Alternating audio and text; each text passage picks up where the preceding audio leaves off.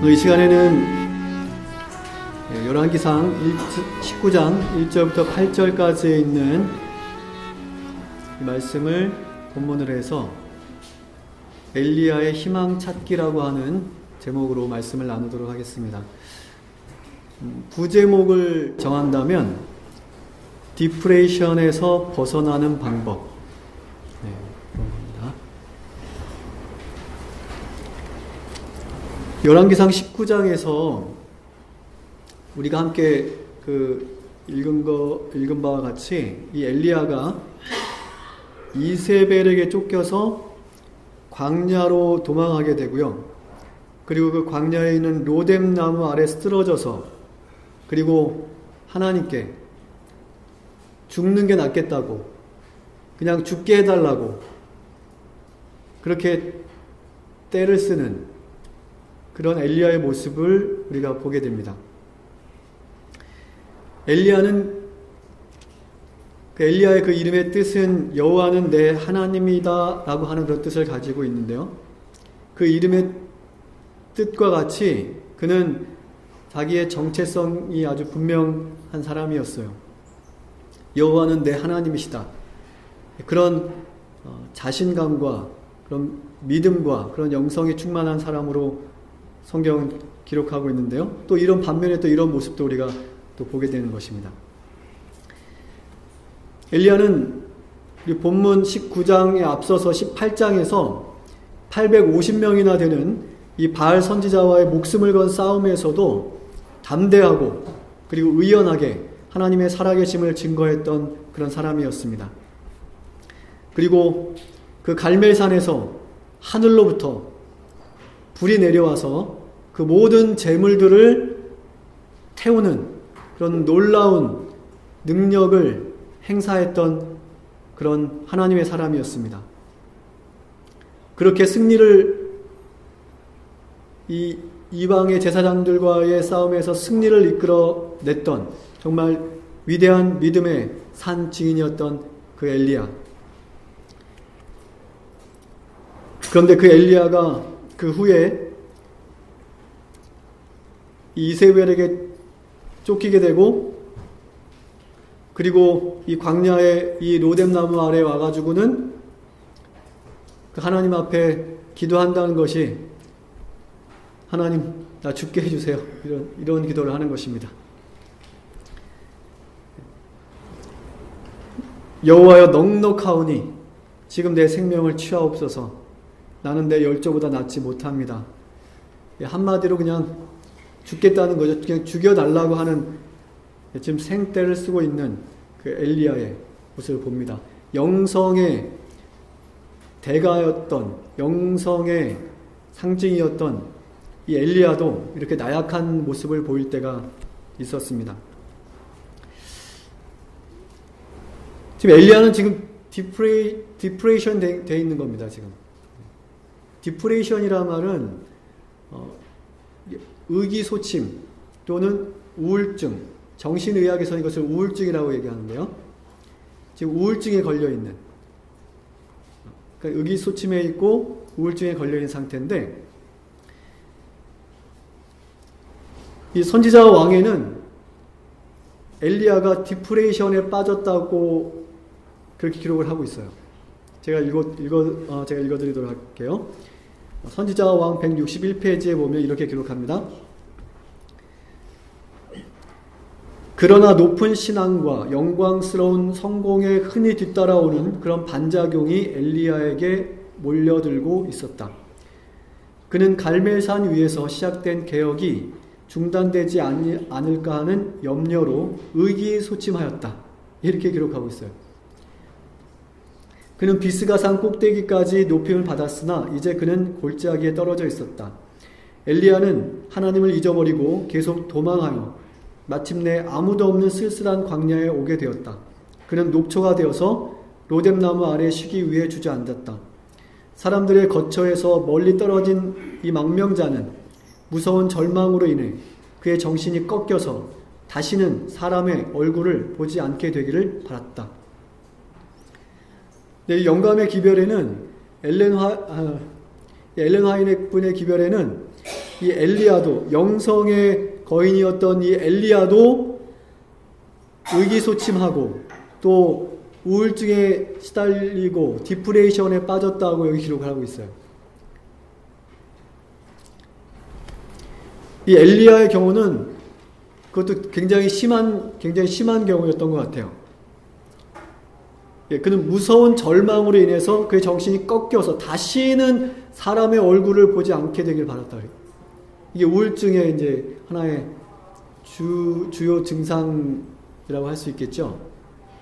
그래서 우울증에 좀 시달리는 분들은 이렇게 그냥 대중 사람들 많은데 가는 거 싫어하고 혼자 그냥 방에서 이렇게 빛이 없는 어두운 데서 혼자 그냥 이렇게 마음 가슴앓이 하면서 이렇게, 그게 이제 우울증 환자들의 우울증이 하나의 증상이 될 수가 있는데, 딱 엘리야가 그랬어요. 엘리야가. 그런데 이 엘리야가 죽고 싶다고, 죽여달라고 그냥 하나님 앞에 원망하고 불평했을 때 하나님께서는 그 엘리야를 꾸짖지 않으셨습니다. 그의 불평을, 투정을 다 들어주셨어요. 엘리야가 만약에 사람에게 그렇게 불평하고 투정했다면 아마 사람들이 혀를 차고 안 됐네요. 이렇게 아마 외면당했을 것입니다. 혹 여러분 불평거리가 있고 뭐 투정하고 싶은 그럴 때는 하나님께 나와서 엘리야처럼 하나님께 엎드려서 하나님께 불평하시고 하나님께 투정도 부리시고, 하나님은 우리가 불평하기에 가장 안전한 대상이라고 생각합니다. 우리가 어떤 불평을 투정을 해도 원망을 해도 하나님은 다 받아주세요. 근데 하나님 앞에 와서 해야 돼요. 하나님 앞에 와서 해야 돼요. 딴 데 가서 하면 안 되고, 딴 데 가서 막 하나님 욕하고 다니고 뭐 이러면 안 되고, 하나님 앞에 와서.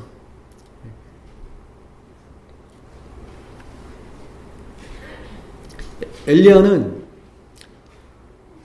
이 바알의 제사장들과 하나님의 이름을 걸고 자신의 목숨을 걸고 그들과 싸움을 하다가, 그리고 이세벨에 의해서 죽게 될 그런 상황에서 한순간적으로 이게 낙심해가지고 도망와가지고, 그리고 하나님 앞에 이제 죽고 싶다고, 죽여달라고 이렇게 불평하고 있는 것인데요. 그랬으니까 하나님께 들어주신 거라고 생각을 해요. 하나님을 위해서 열심히 하다가 와서 하나님께 불평하니까, 인간적인 연약함 때문에. 근데 우리가 만약에 엉뚱한 데 가서 나쁜 짓 하다가, 뭐 도둑질 하다가, 그러다가 도망와가지고 하나님 앞에 불평하면 하나님께 들어주실까요? 그러면 안 들어주실 것 같아요. 제 생각에는.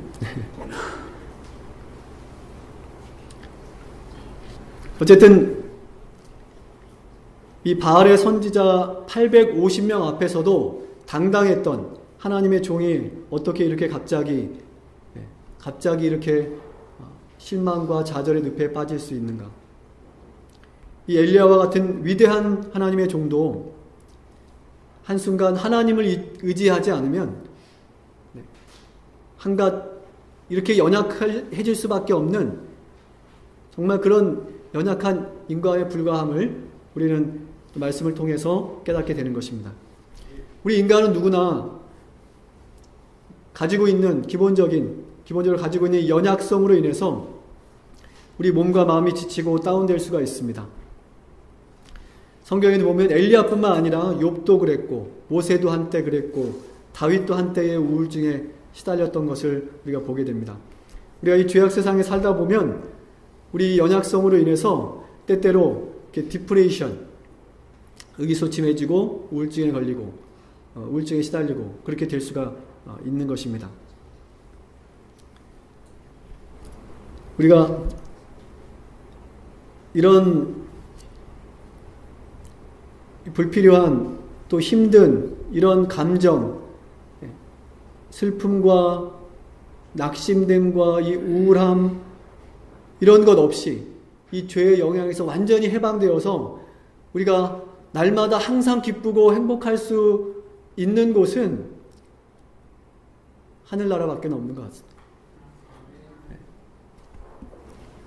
이 세상에 아무리 좋은 곳을 가봐도, 그리고 아무리 영성이 충만한 사람이라도 한순간에 이렇게 나락으로 떨어질 수가 있는 것입니다. 하나님을 의지하지 않는다면. 요즘 이 세상 역사가 마지막으로 급속하게 마지막을 향해 달려가면서 이러한 현상들, 이러한 질병들, 이러한 마음의 상처와 고통들이 더 심해지는 것 같아요. 현대인의 제 첫 번째 질병이 암이 아니라 이제는 우울증이라고 그렇게 말합니다. 그렇게 말할 정도로 지금 우울증 환자들이 상당히 많다고 합니다. 이 미국에서는 병원 치료를 받아야 할 이 우울증 환자만 해도 2천만 명이 넘는다고 그래요. 우리나라도 예외는 아닙니다. 우리나라도 지금 이제 우울증 환자들이 급증하고 있는 그런 상황입니다. 특별히 한창 열심히 일해야 될, 특별히 20, 30대 남자들의 주된 사망 원인이 암도 아니고 심장병도 아니고 충격적이지만 그것은 자살이라고 하는 겁니다. 20, 30대 한창 그들의 목표를 향해서 힘차게 달려가야 하고 그들의 꿈을 이루어가야 되는 그 나이에 많은 사람들이 자살로 그들의 삶을 마치고 있는데요. 세계보건기구 WHO에서는 25세부터 34세의 한국 남자를 대상으로 이렇게 하나의 조사를 한 일이 있었는데, 이 25세에서 34세 한국 남자의 사망 원인 1위가 자살인 것으로 그렇게 드러났습니다. 심각합니다. 이건 남의 일이 아닙니다. 여기 20대 남자가 누가 있죠? 25세, 34세 사이에 남자분 몇 분 계세요, 여기? 우리 태산교회도 우리 전사님 포함해서 여러 우리 청년들이 있는 것 같은데, 남의 일이 아닙니다. 지금 우리 한국 사회는 여러분 잘 아시는 것처럼 이 자살이 전염병처럼 번져가고 있습니다. 심각한 사회 문제로 대두되고 있는데요. 그래서 요즘은 이 자살 예방 협회도 생겨나고 자살 예방을 위한 전문 강사와 상담사들을 바쁘게 양성하고 있는 그런 상황입니다. 우리가 이런 이야기를 들을 때마다 정말 우울해지죠. 그런데 우리가 아는 것은 이렇게 자살을 시도한 사람들의 대부분은 여러 가지 그 이유가 있겠지만 가장 큰 원인이 대부분이 이 우울증에 시달리다가 우울증으로 인해서 자살에 이르게 된다고 하는 그런 또 보도가 있었습니다. 통계적으로 매년 자살을 시도하는 6,000에서 6,500명 가운데 80% 정도가 우울증 환자라고 합니다. 이것이 눈에 보이지 않아서 쉽게 지나쳐버리기 쉬운 병이지만 이것이 오래 지속되고 또 오랜 시간 방치되면 그것이 병이 되고 결국 삶이 망가질 수가 있는 것입니다.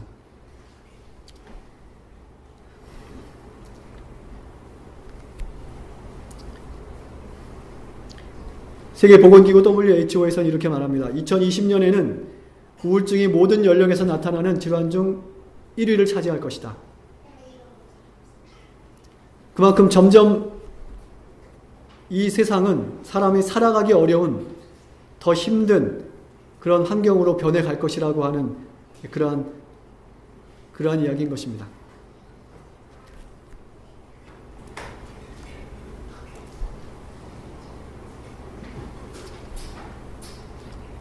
정말 이런 이야기를 들으면 정말 막 우울해지려고 하는데요. 오늘 우리 그리스도인들도 예외는 아닙니다. 우리도 자칫 잘못하면 이런 디프레이션에, 이 우울증의 늪에 쉽게 빠질 수가 있습니다. 그러므로 성경은 이러한 마지막 때에 우리에게 더욱더 정신을 차리라고 우리에게 계속해서 거듭해서 우리에게 경고하고 권면하고 있는 것입니다. 누구나, 엘리야가 그랬던 것처럼 누구나 이렇게 때때로 낙담하고 또 좌절하고 그리고 이 디프레이션의 늪에 빠질 수가 있는 것입니다. 관건은 이런 것이 우리에게 이런 힘든, 이런 몸과 마음을 힘들게 만드는 이런 감정들이 나에게 찾아올 때 이것을 우리가 어떻게 극복할 수 있느냐 하는 것이죠. 우리가 이 우울증과 싸워서 이기려면 우리가 우울증에 대해서 정확히 알아야 합니다. 이 영어로 이 디프레이션이라고 하는 이것은 말 그대로 이게 가라앉는 것, 이렇게 침체된다 그러죠. 이렇게 침체되고 가라앉는 어떤 그 상태를 의미하는 것인데요. 특별히 이 육체적으로 그리고 정신적으로 침체되는 것, 의욕 상실되는 것, 다운되는 것, 그것을 디프레이션이라고 합니다. 김정일 정신과 박사는, 북한의 김정일은 아니고 이 정신과 박사인데 이 사람이 이렇게 말합니다. 우울증이란 말 그대로 정신 에너지가 가라앉는 병이다. 이 정신 에너지가 이게 다 소모가 돼가지고 더 이상 그 에너지가 없어가지고 이렇게 그냥 가라앉는 그런 병, 그런 상태. 사고력, 기억력, 집중력, 추진력 이런 모든 종류의 정신 에너지가 완전히 그냥 다운되는, 그리고 그런 시간이 이게 장시간 계속되게 되면 그것이 우울증으로 발전하게 될 수 있고 그것이 더 나아가서는 삶을 포기하는 그런 극단적인 상황까지 몰고 갈 수 있다고 하는 것입니다.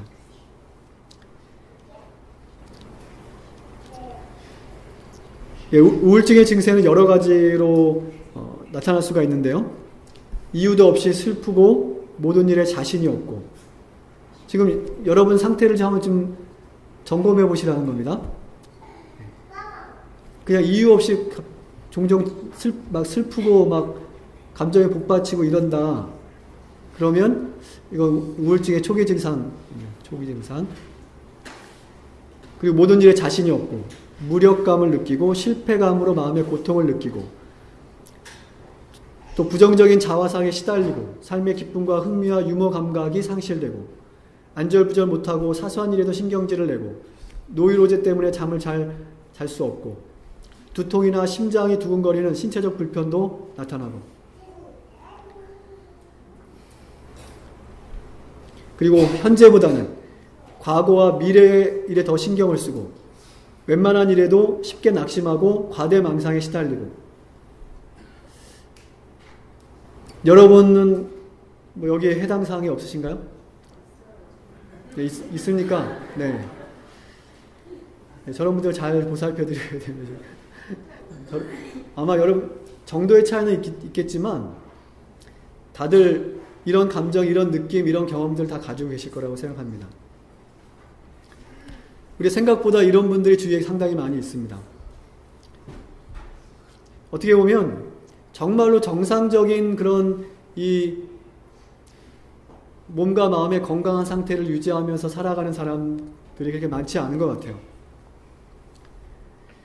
김정일 박사는 이러한 현상을 사랑하는 대상의 상실에서 오는 것이죠 라고 얘기합니다. 사랑하는 대상의 상실에서 오는 것이죠. 그 열정을 바쳐서, 인생을 바쳐서 사랑할 대상이 없다는 것이죠. 또 이근우 박사라고 하는 사람은 자기 마음대로 안 되면 우울해진다라고 이렇게 얘기를 합니다. 자기 마음대로 뭔가 안 되는 것입니다. 세상 일이 내 마음대로 잘 안 되잖아요. 마음을 좀 비우고 포기할 건 포기해야 되는데 그게 안 되는 거죠. 그래서 내가 하고 싶은 것을 할 수 없을 때, 그리고 꿈이 무너지고 희망이 무너질 때, 이런 디프레이션에 쉽게 우리가 빠질 수 있다라고 합니다. 이 세상의 제도와 이 세상의 많은 이 문화들이 오늘 우리의 꿈과 또 우리의 희망을 많이 빼앗아가지 않습니까? 그러므로 우리가 때때로 실망하고 낙심하고 또 디프레이션에 빠질 수가 있는 것이죠.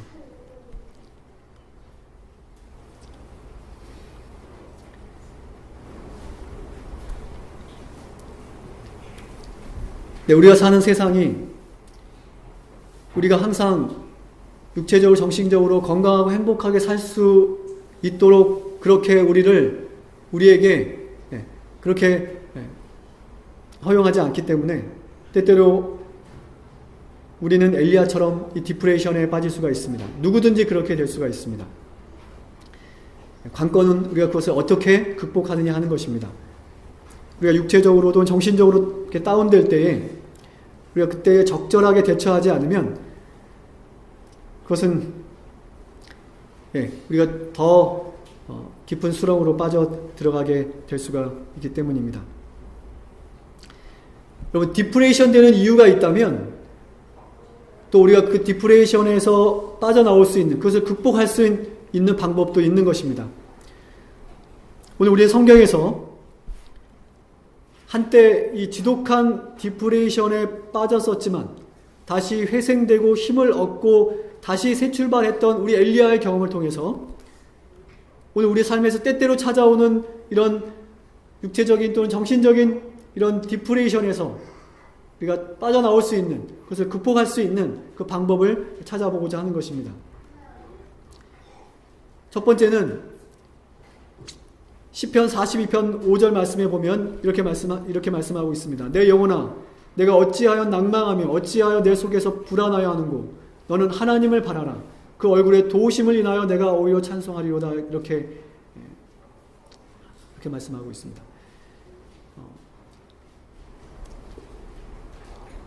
하나님께 집중하자는 것입니다. 내 자신의 부정적인 어떤 현실과 또 어려운 상황에 집중하지 말고 하나님의 상황에 집중하자는 것입니다. 실패가 없으시고 항상 우리를 인도하시는 옳은 길로, 그리고 행복과 성공과 승리의 길로 인도하시는 그 하나님께 집중하고 그 하나님의 상황에 우리가 집중하자는 것입니다. 엘리야가 이세벨로부터 도망하고 그리고 이 심각한 디프레션에 빠지게 된 것은 열왕기상 19장 3절에 보면 엘리야가 이 형편을 보고, 자기 형편, 자기 상황을 보고 그가 낙담하게 되고 절망하게 되고 디프레션에 빠지게 되었음을 기록을 하고 있습니다. 그러므로 오늘 우리는 불완전하고 연약한 자신에게 집중하지 말고 이런 이 불완전한 우리의 상황에 집중하지 말고 하나님께 집중하고 불가능이 없으신 하나님께 집중하고 하나님의 그 상황에 집중하는 것이 필요하다고 하는 것입니다. 그래서 우리의 현실이, 우리의 상황이 아무리 어렵고 힘들고 어려운 상황이라 할지라도 우리를 도우시는 우리 하나님께 집중하고 하나님의 상황을 우리가 본다면 우리가 얼마든지 헤쳐나올 수 있겠다고 하는 것이죠. 선지자와 왕 64페이지에 있는 말씀입니다. 그대는 불안한 예감이나 심한 절망적인 감정에 빠지고 싶은 시험을 당해본 일이 있는가? 가장 암담한 날, 형세가 가장 험악한 것처럼 보일 때에도 무서워하지 말고 하나님을 믿으라. 하나님께서는 그대의 필요를 아신다. 그분은 전능하신 분이시다. 그분의 무한하신 사랑과 동정심은 결코 지치지 아니한다. 말씀하고 있습니다. 엘리야는 그렇게 도망하다가 지쳐 쓰러진 곳에서 하나님을 찾았고 그리고 하나님께 매달렸습니다. 그리고 하나님께 불평하고 원망을 쏟아놓고는 그리고 그냥 잠들어 버렸어요. 오늘 본문 열왕기상 19장 5절에 보면 엘리야가 로뎀나무 아래 누워 자더니라고 기록하고 있습니다. 우리가 좀 피곤하고 힘들 때는 좀 쉼이 필요합니다. 그리고 우리가 충분히 쉬면 또 회복될 수가 있습니다. 그런데 쉬지 않으면 문제가 계속 갈등이, 그리고 문제가 더 계속 심화되게 되어 있어요. 이 기계도 쉬지 않고 돌리면 문제가 생기잖아요. 사람도 적당한 때에 필요한 만큼 쉬어줘야 됩니다. 그래서 하나님께서는 이 세상이 이 물질 문명으로 되어갈 것을 아시고, 하나님께서 쉴 수 없는 그런 삶을 살게 될 것을 아시고, 창조 때부터 일주일 중에 하루는 완전히 구별해서 쉬도록 명령하셨어요. 대부분이 돈을 더 벌려고 하지 누가 쉬려고 하겠습니까? 돈을 벌 수 있다면 돈을 다 벌려고 하지 쉬려고 안 하잖아요. 그러니까 하나님께서 일주일 중에 하루는 무조건 명령형으로 쉬도록 그렇게 하신 것입니다. 우리 예수님께서도 이 땅에 계실 때 바쁜 공생의 가운데서도 때때로 제자들과 함께 쉬셨어요. 제자들에게 쉼의 시간을 허락하시고 그렇게 하셨습니다. 그래서 우리가 피곤할 때는 쉬어야 하고, 활동하기 위해서는 또 우리가 또 영양 공급을 또 충분히 해주는 것이 필요합니다.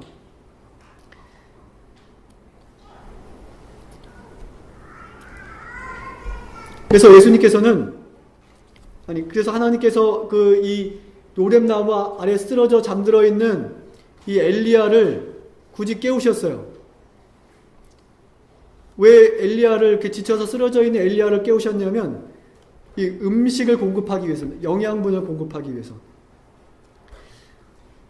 꼭 그 음식을 먹게 하지 않아도 엘리야에게 필요한 힘을, 에너지를 주실 수 있었는데, 하나님께서는 사람을 그렇게 활용하지 않으세요. 이 사람을 먹지 않고도 활동할 수 있는 어떤 인조인간 같은 그런 존재로 살기를 원하지 않으십니다. 그렇게 사람을 사용하지 않으세요. 그래서 이 엘리야에게는 지금 쉼도 필요했지만 이 음식도 필요했기 때문에 그 엘리야를 깨우셨어요.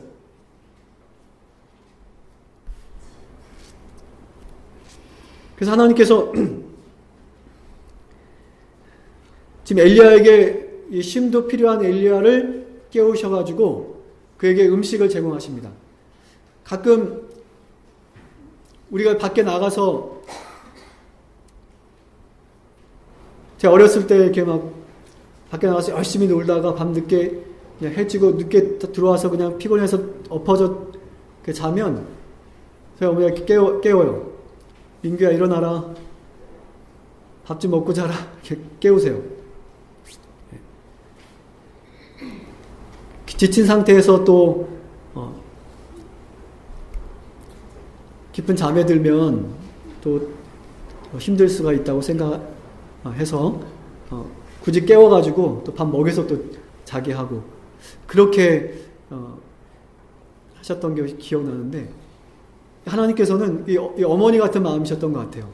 그래서 지금 많이 지쳐 쓰러 잠들고 있지만 굳이 깨우셔가지고 좀 먹고 자라고, 그렇게 좀 하시는 장면인 것 같습니다.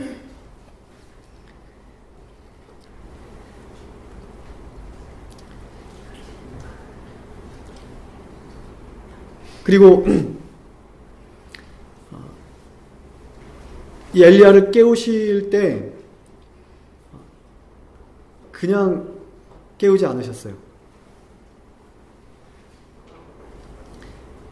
어떻게 깨우세요?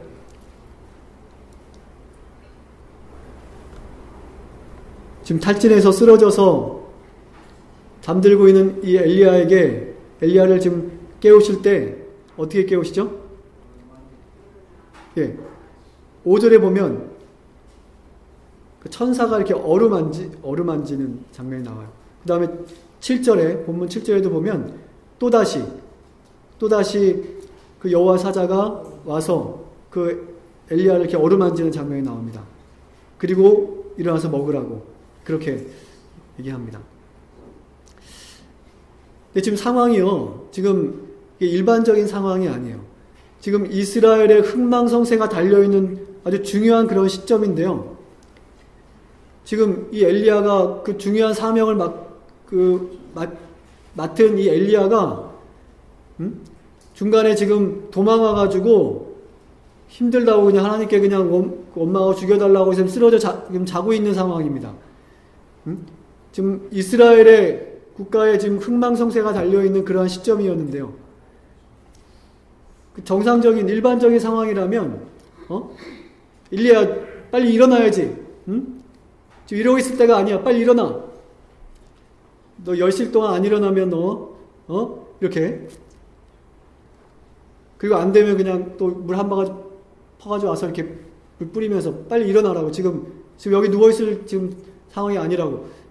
이래야 될 사실은 상황이거든요, 지금. 근데 지금 하나님께서 그 천사를 보내셔가지고 그렇게 어루만지면서 일어나서 이 뭐예요? 숯불에 구운 떡과 물을 좀 먹으라고. 그래서 엘리야가 일어나가지고 또 먹고 또 자고 또 와서 어루만져가지고 또 깨워서 또 먹게 하고 지금 이렇게 지금 이런 이제 상황인 것입니다. 이 엘리야는 이 천사의 마사지를 받은 사람입니다. 천사의 마사지. 여러분 천사의 마사지 받아보셨어요?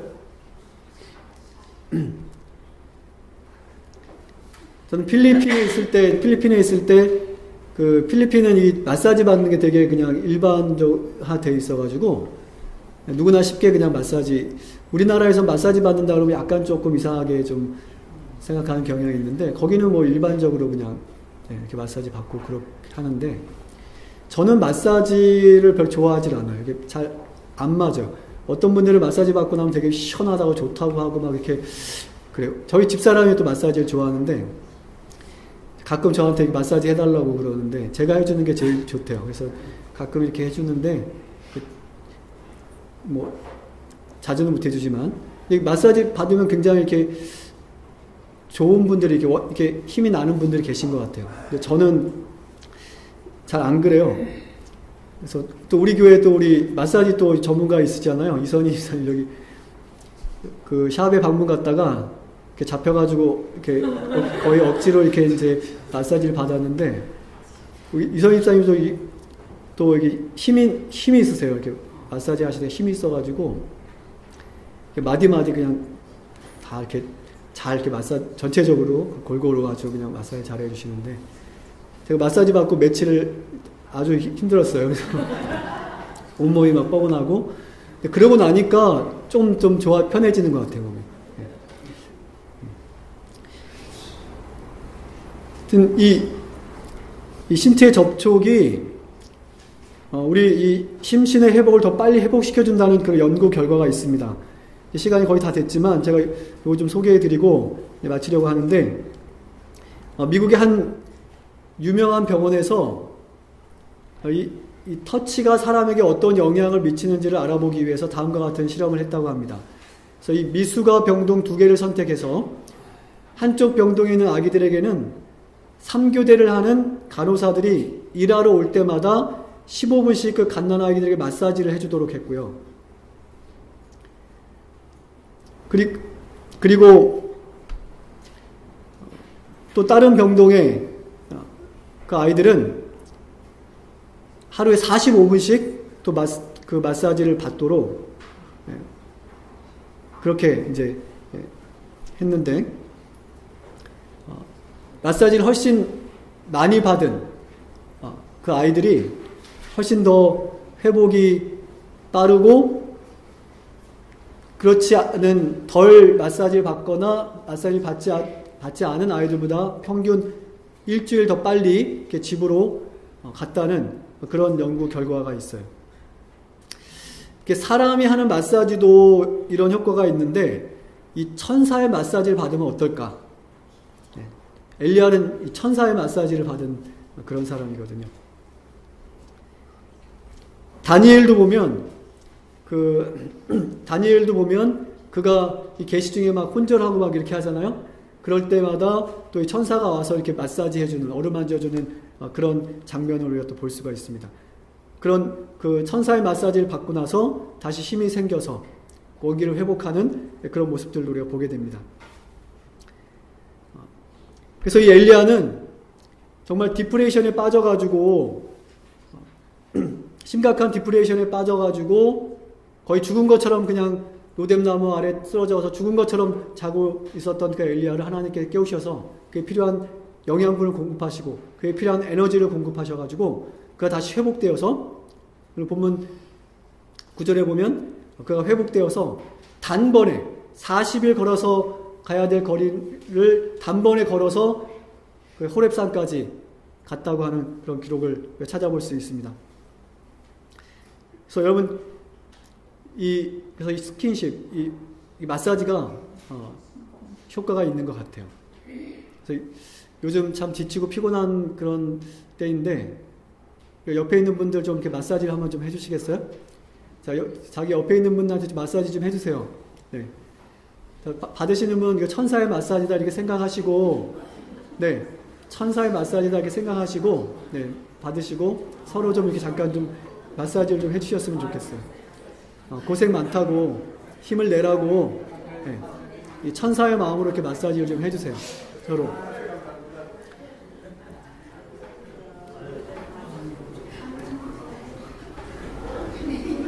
그리고 이 엘리야는요, 그렇게 음식을 먹고 천사의 마사지를 받고 그리고 힘을 내어서 이제 그 호렙산으로 걸어서 가는 것입니다. 그래서 여러분, 쉬고 그 다음에 먹고 그 다음에 또 한 가지, 이 디프레이션에 빠져나올 수 있는 또 중요한 한 가지는 이 활동하는 것입니다. 운동하는 것입니다. 그래야지 이게 신체가 균형진 건강을 유지할 수가 있는데요, 운동을 안 하면 이 뼈와 근육이 약해진다 그래요.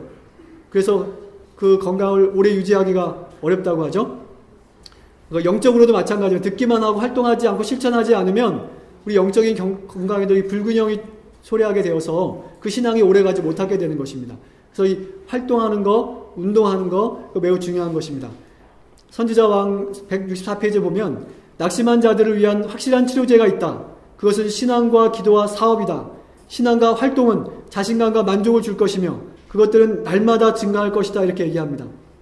그래서 여러분, 운동은 이 우리 면역력을 끌어올릴 수 있는 가장 좋은 방법 중에 하나입니다.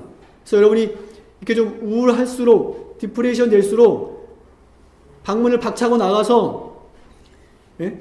일어나서 좀 이렇게 걸으셔야 돼요. 이렇게 막 뛰듯이 날듯이 막 걷고 땀을 흘리고 나면, 그러면 그 우울했던 기분도 날아가게 되고, 네, 그리고 안정을 찾을 수가 있는 것입니다. 그래서 걸을 때 그냥 이거저거 그냥 고민스러우고 힘든 거 생각하면서 그냥 어쩔 수 없이 걷는 게 아니라 뛰듯이 막 날듯이 우리 성공과 행복과 우리 인생의 반전을 꿈꾸면서 그렇게 힘차게 막 걷는 것입니다. 다 잊어버리고. 네. 포기하지 않는 자에게는 반드시 기회가 다시 오는 것입니다. 엘리야는 이렇게 로뎀나무 아래서 하나님의 보호하심 속에서 쉬고 그 마사지를 받고 음식을 먹고 하나님의 그 케어를 받고 나서 힘을 다시 얻어서 40일 동안 걸어서 단번에 하나님의 산 호렙산까지 이르게 되었습니다. 그리고 그곳에서 엘리야는 다시 새로운 그의 소명을 받게 되고, 그리고 그는 마지막까지 그에게 허락하신 사명을 끝까지 잘 감당할 수 있었습니다. 여러분, 오늘 우리의 삶에도 혹 이런 디프레이션이 찾아올 때마다 더욱 하나님께 우리가 매달리고, 그리고 하나님께 주시는 위로와 용기와 활력을 얻어서 영육 간에 강건하여서, 그리고 우리 각자에게 맡겨진 사명을 우리가 잘 감당하다가 우리 예수님 우리를 부르시러 다시 오실 때 우리가 믿음으로 다 응답할 수 있는 우리 모두가 되시기를 시간을 간절히 바라면서 말씀을 마치도록 하겠습니다. 기도하시겠습니다. 하늘에 계신 우리 아버지, 엘리야가 심각한 절망과 또 실망 중에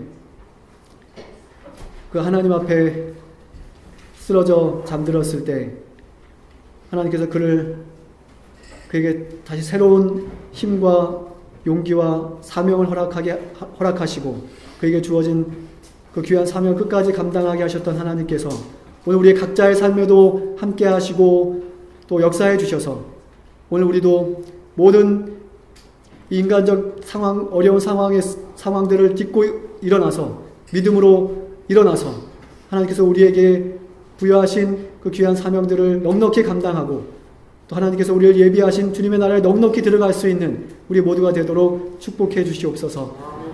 사랑이 많으신 예수님의 이름으로 기도드립니다. 네.